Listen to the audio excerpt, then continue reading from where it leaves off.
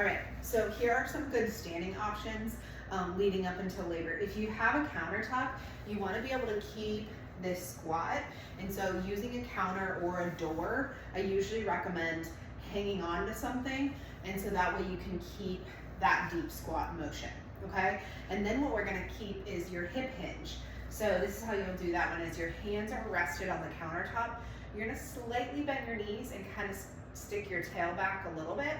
Then you're gonna walk your legs back, leaving your armpits to the ground, and kind of end at this, I call it like a tabletop position, and take a couple breaths.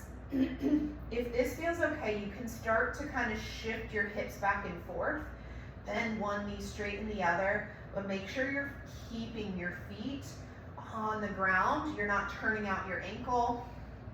You're keeping contact with your big toe. All right, go ahead and walk it up.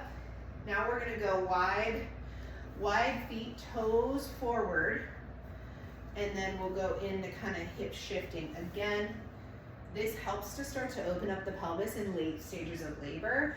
You don't want to do this, late in labor if you haven't been doing it throughout your pregnancy, but as long as it feels okay, it is good.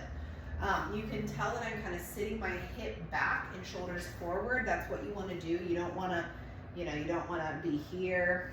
You don't want to keep your butt tucked under. So send those hips way far back, and then keep your opposite foot, the one you're shifting away from, on the ground. So keep full contact of the ground under your feet.